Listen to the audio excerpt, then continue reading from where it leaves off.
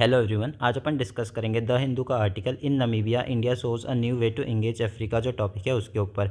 अभी recently PM July month में address किए नमीबिया के नेशनल असेंबली को। वहाँ पे उन्होंने कोट किया था जो नमीबियन पोइट हैं उसको, और मेंशन किया था वेल्डविस्टिया मिरेबिलिस प्लांट जो एक है।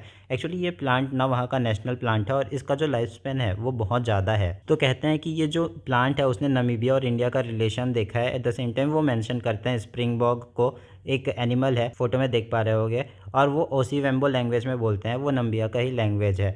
जो ये गेस्चर है वो सजेस्ट करता है कि बहुत ज़्यादा डेलिब्रेट एफर्ट लगाया जा रहा है इंडिया के द्वारा, और हम ज़्यादा मोर ग्राउंडेड अप्रोच रख रहे हैं। जो कि अगर हम वेस्टर्न कंट्रीज से देखें तो उनका इंगेजमेंट बहुत अलग है, और वो अभी भी कंटिन्यू कर रहे हैं अपना इंगेजमेंट कंडीशनल एड से, या फिर ट्रैवल बैन से, या फिर जो रिसेंट यूएस एड था उसको कट बैक कर दिया, तो उस हिसाब से वो अपना सेप दे रहे हैं इंगेजमेंट को। द स्टेप्स बिंग परस्यूड, जो इंडिया के द्वारा स्टेप लिया गया उसके बारे में बात करते हैं। हमारा जो स्टेप है ना वो ज़्यादा एडेप्टिव अप्रोच है, यानी कि हम ज़्यादा एग्रेसिव नहीं होते। ये हाईलाइट भी होता है 3 स्टेप लॉजिकल वे से, यानी कि हम पहला तो बोलते हैं हम इवॉल्व करेंगे शेयर्ड हिस्टोरिकल सॉलिडेरिटीज़।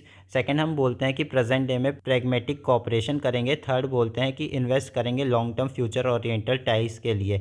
फर्स्ट स्टेप में जहाँ पे डिप्लोमेसी शेयर होता है एंटी कॉलोनियल हेरिटेज के ऊपर, जहाँ पे दोनों ही कंट्री हिस्टोरिकल मेमोरीज रखते हैं और कोई नॉस्टैल्जिया नहीं है, तो हिस्ट्री में दोनों ने शेयर किया है ये जो एंटी कॉलोनियल है उसके ऊपर। एक एग्जांपल देते हुए जहाँ पे नमीबिया का लिबरेशन स्ट्रगल चल रहा था, तो इंडिया के ऑफिसर थे दीवान प्रेमचंद, उन्होंने कमांड किया था United nation peace keeping force को नमीबिया में। और ये जो रेफरेंसेज हैं वो कोई इंसिडेंशियल अचानक से हो गए ऐसा नहीं है, ये लॉन्ग हॉल एंगेजमेंट के कारण हुआ है। सेकेंडली बात करते हैं जो डेप्थ बताते हैं करंट कॉपरेशन को लेकर के, जहाँ पे इंडिया और जो विंड हॉक यानी कि जो कैपिटल है उन दोनों के बीच पे जो बायलैटरल ट्रेड है 800 मिलियन का, उसके बारे में बात करते हैं कि ग्रो तो हो रहा है मॉडेस्ट वे पे, बहुत ज़्यादा ग्रो नहीं, ठीक ठाक ग्रो हो रहा है। इंडिया टारगेट कर रहा है और इन्वेस्टमेंट कर रहा है कैपेसिटी बिल्डिंग को लेकर के, including India Namibia centre of excellence in IT at the Namibia university में, और at the same time India wing जो है यूनिवर्सिटी ऑफ नमीबियास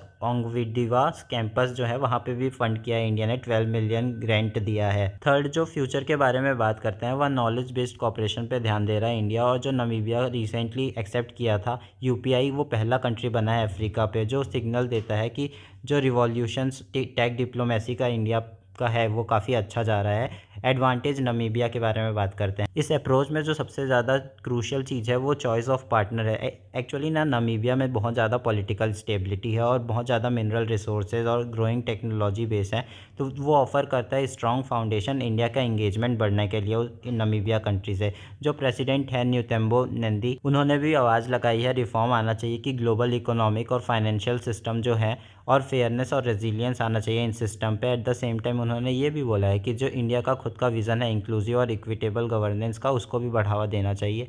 इंडिया और नमीबिया जो है शेयर करते हैं एक जैसा विज़न पार्टनरशिप के लिए, लेकिन यहाँ पे कुछ कुछ प्रॉब्लम आती रहती है, क्योंकि इंडिया जो है डेवलप्ड एम्बिशन तो बनाता है बट उसको हमेशा क्रिटिसाइज़ किया जाता है कि इम्प्लीमेंट नहीं कर पाता इन चीज़ों को। जो रिसेंट विजिट हुआ ना इंडिया का नमीबिया में, वो बहुत टाइम बाद 3 डिकेड्स के बाद हुआ, 27 ईयर टाइम बाद हुआ ऑलमोस्ट, ठीक है। जो आउटकम है वो भी मॉडेस्ट है, यानी ठीक ठीक है। 2 मेमोरेंडा साइन हुआ, उसके अंदर बोलते हैं कि अंडरस्टैंडिंग और एंटरप्रेन्योरशिप और हेल्थ के ऊपर बात हुई और उसमें आउटकम आया है। लेकिन ये बात ध्यान रखना कि कोई भी क्रिटिकल मिनरल्स रिजर्व्स के लेकर के लिए एग्रीमेंट नहीं हुआ, और यूरेनियम वो लीडिंग प्रोड्यूसर है नमीबिया, तो वहाँ पे भी कोई आउटकम नहीं आया। इंडिया खुद चाहता है लो कार्बन सप्लाई चेन हो, तो उस तरीके से देखा जाए तो नमीबिया एक नेचुरल पार्टनर बन के उभरता है। जो ये विजिट था एक तरीके से ऑफर करता है क्लियर अपॉर्चुनिटी। हाउएवर इशू को एक्नॉलेज तो किया गया, डिस्कस किया गया, बट जो अल्टीमेट रिजल्ट आया वो फेलियर था एक तरीके से। मूव बियॉन्ड सिंबॉलिज्म वाले टॉपिक में कहते हैं कि जो upcoming India Africa forum summit है, जिसको एंटिसिपेट किया जा रहा है नियर टर्म में हो सकता है, वो एक तरीके से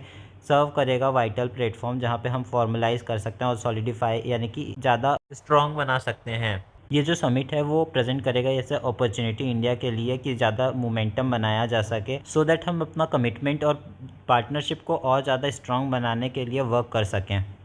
डिलीवरिंग ऑन दिस विजन, मतलब कि जो इंडिया का विज़न है ज़्यादा स्ट्रॉन्ग बनाना है पार्टनरशिप, उसको अगर मोर देन सिंबॉलिज्म बनाना है तो हमको कन्फ्रंट करना पड़ेगा और हमको एक्ट लेना पड़ेगा। सिर्फ हम बोल करके ये बार बार जो होता है ना फॉरम और सबमिट अलग अलग लेवल पे, उससे ही काम नहीं चलेगा, लेकिन हमको वर्क करने की भी ज़रूरत है। अल्टीमेटली जो इंडिया का क्रेडिबिलिटी है ग्लोबल साउथ पार्टनर के लेकर के, वो सिर्फ कमिटमेंट को लेकर के नहीं होता, जबकि कंसिस्टेंटली और कोलेबरेटिवली हमको उसको फॉलो भी करना पड़ेगा, तभी वो होगा। इतना ही था आर्टिकल पे। अगर अच्छा लगा होगा तो लाइक, सब्सक्राइब, शेयर करना। Have a good day.